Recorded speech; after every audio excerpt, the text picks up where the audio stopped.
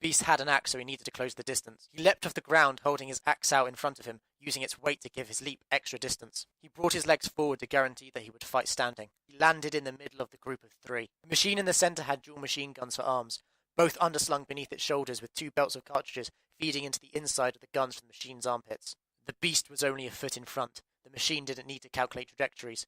It raised its gun arms and opened fire at point blank. The beast was caught off guard and bit down on his own fangs to get through the pain. He knew his hide could take the fire, at least for the instant the machine opened fire, as the beast was still alive, but the pain was still there, still coming, and the gunner kept up its rate of fire. There wasn't enough room to swing and hit with axe blade, and the beast didn't want to punch a lump of metal, no matter how hard it was trying to kill him.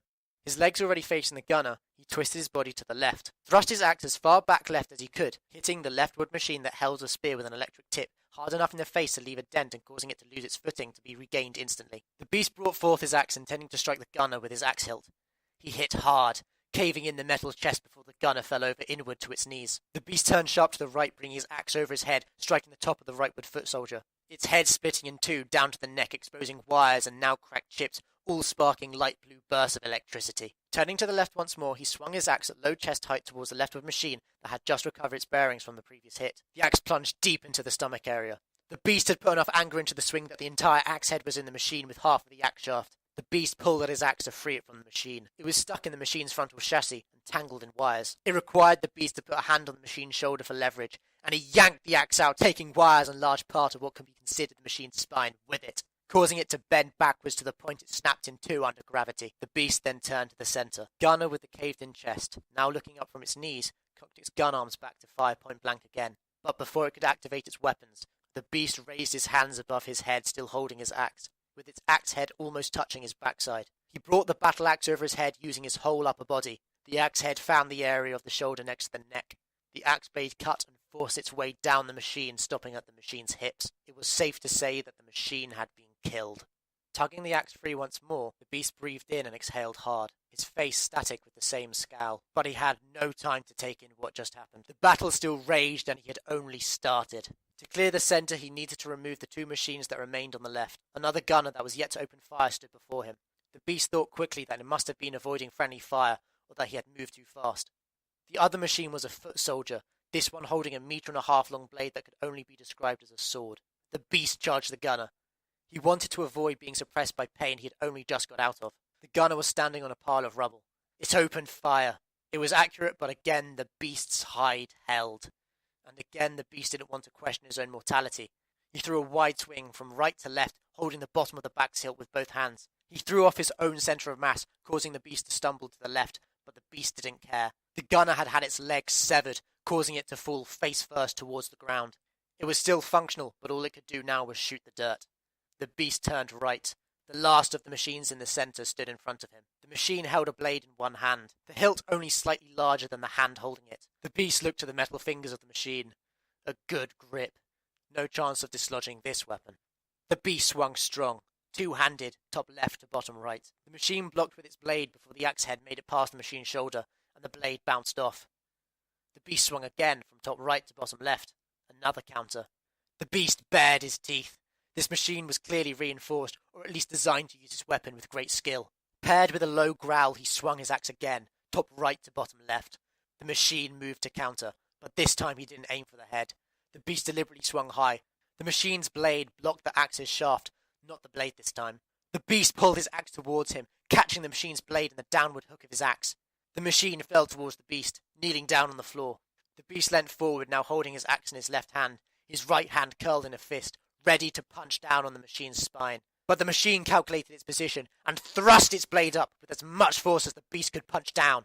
The machine stabbed up, its spine crushed, the beast's leg pierced.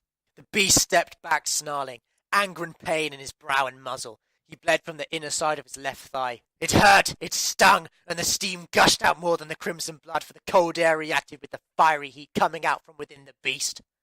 The beast clenched his mouth in an attempt to suppress any more noises of pain. He was strong, but it still hurt. But he was strong.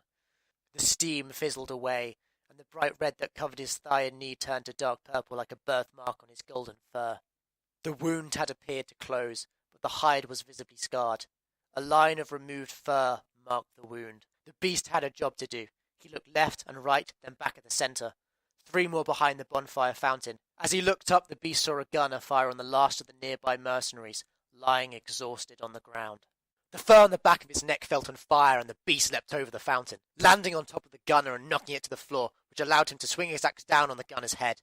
He turned to face the sound of crunching underfoot as another bladed machine rushed him. It swung down with a one-handed attack slightly inward at an angle, but the beast raised his axe to block it with its hilt. The machine and the beast pushed against each other, metal versus muscle. The machine moved its spare right hand mechanically backwards, ready to punch the beast's stomach. But the beast saw this, and using his newfound experience with the last blade machine, he moved and twisted his body to the right, which brought his battle axe just short of the machine's neck, using the machine's sword as a lever. He pushed forward, catching the machine's neck between the 2 axe blades' tips, and then he twisted left, using the machine's sword as a lever again, forcing the opponent to trip over the beast's leg. And as the machine hit the floor with the axe still placed at its neck, the beast pushed down, crushing the machine's neck, with enough force that bent the axe shaft a little. 1 more to go, and the center would be cleared. The beast looked up to face the final machine, and it was already out of action. Lying in the shadow of a nearby stool with its legs cut clean off at the waist, unable to move with its harpoon arms. The beast thought he saw a shadow creep away. It must have been the adrenaline, or it could have been a mercenary or guard that got smart.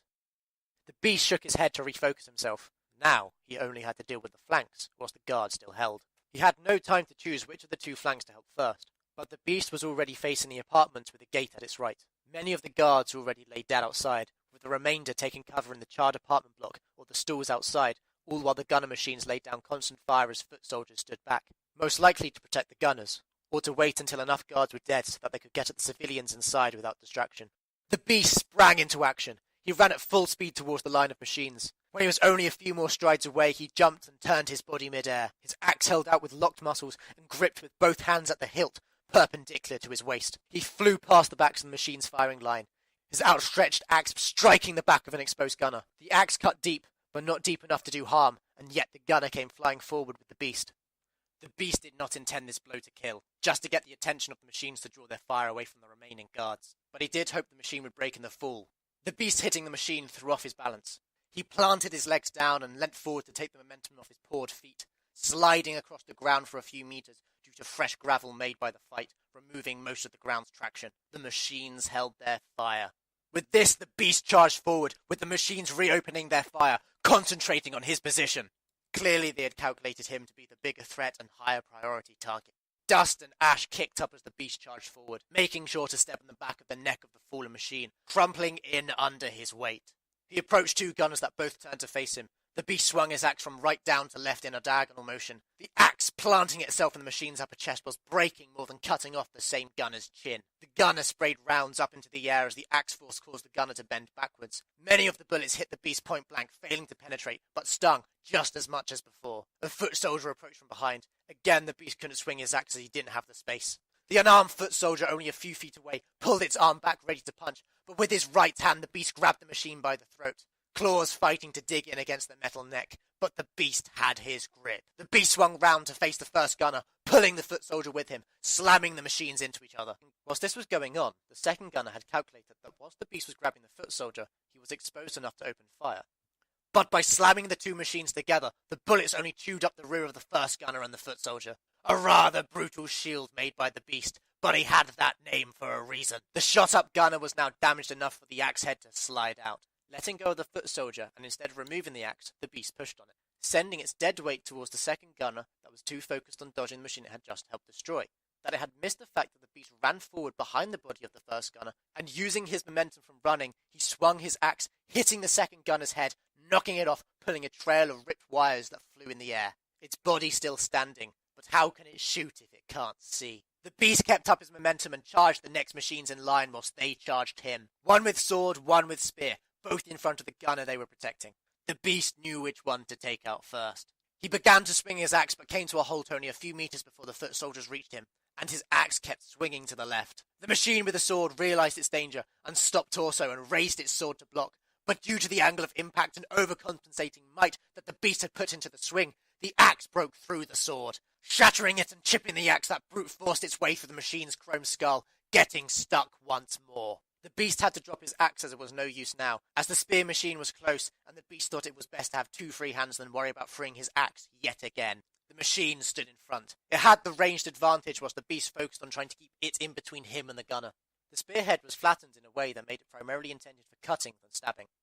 The beast bared his claws and growled, kicking up Ash at the same time, hoping it would throw off the machine's sensors or something.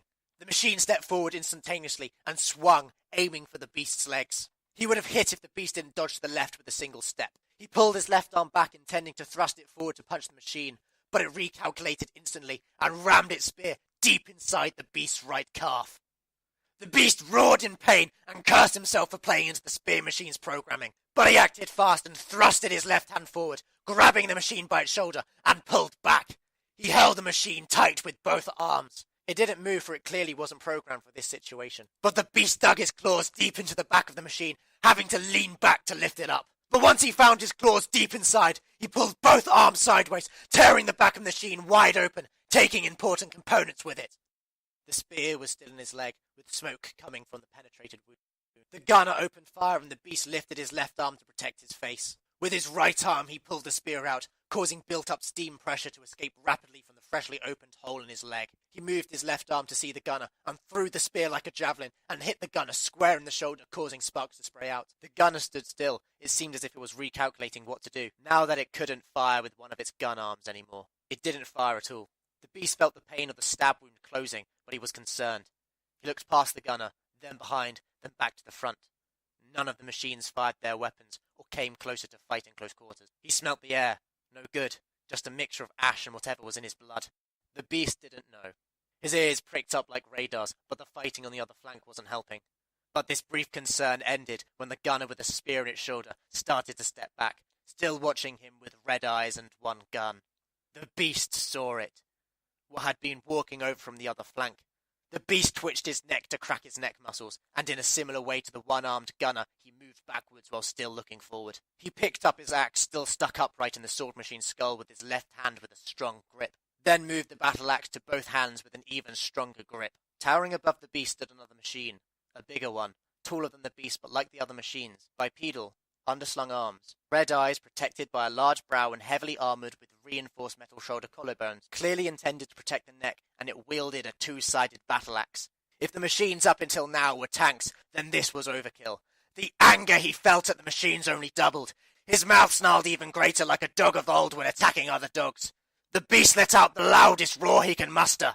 The fighting from the other flank stopped. Machines visibly recalculated, and men fell to the ground holding their ears. This was it!